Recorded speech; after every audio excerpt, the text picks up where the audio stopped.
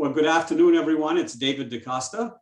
I am in Carlsbad this afternoon, and my guest is in Spain, like in España. So, as you know, I'm a local realtor, but today we're doing something very different, and I'm going to introduce you to Paul. Paul runs Paul's Paellas, and he's located here in Carlsbad, but like I said, right now he is in Spain. So, Paul, welcome. Buenas tardes. I don't know what time of the day it is there, but tell us about your business. Who are you and what do you do? Well, I make artisan paellas, and I call them that because I do a traditional paella, but the traditional part is the stuff that makes sense. And I've kind of added to it the miracle of modern logistics that allows us to put anything into anything, anytime as far as ingredients. And I also like to make my paellas as artistic as possible, which is completely anathema here in Spain, or I should say Valencia, because paella is not Spanish, it's Valencian, and there is a difference. So I'm a high-grade artisan paella caterer.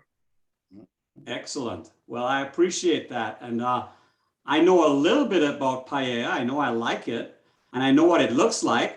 But what you have in front of you doesn't look like paella. Am I right? No, I'm with my nephew, Carlos. Carlos, come over here a second. This is my nephew, Carlos. He's actually from Venezuela. Whenever we get together, we do tapas and side dishes and anchovies and cured meats and salsas. This is how this man and I have been eating together for decades. And I am Portuguese descent, so I love that stuff. My mouth is watering. Yeah. We had this already planned. So it's like, perfect thing for an interview, no problem. Okay, well, good. So what has surprised you most about doing this, being this catering chef, if you will?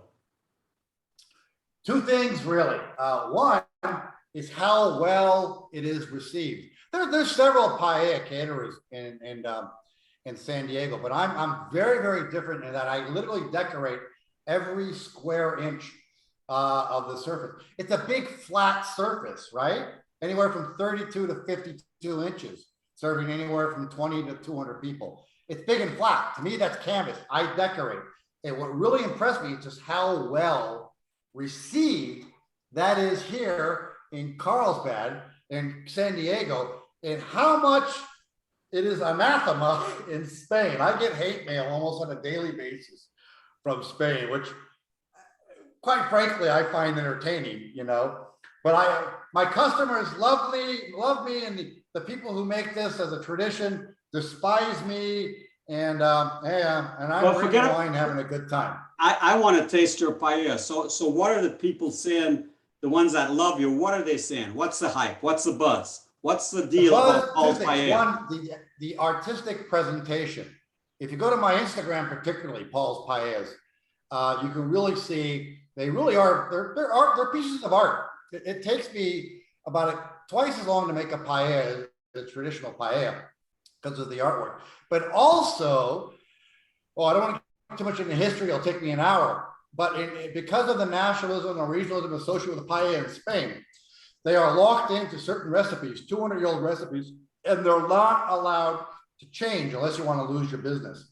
I have no such restriction. So my 30 years in the Air Force, I will add cashews, I will add mango, I will add capers and anchovies with tomatoes, a little mango perhaps, I like adding exotic ingredients that Irish butter at the same time I add the olive oil, No Spaniard's going to do that.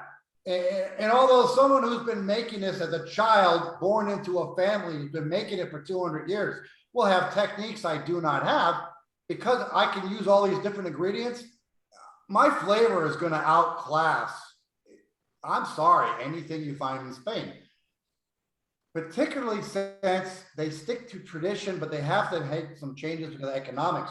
And one of the big changes is no one's using really good, high quality saffron anymore, and I still do, So yeah, I love it. The fact that you're here in Carlsbad doing this, you can break or bend some of the real rules of paella making. correct? Yeah, I can do that, but also they have to be bent. Those rules came about, the limitations came about because of the reaction to Franco and his like of paella and all Spain making paella when they had no tradition of it and making it like, let me say it, basura, garbage, okay?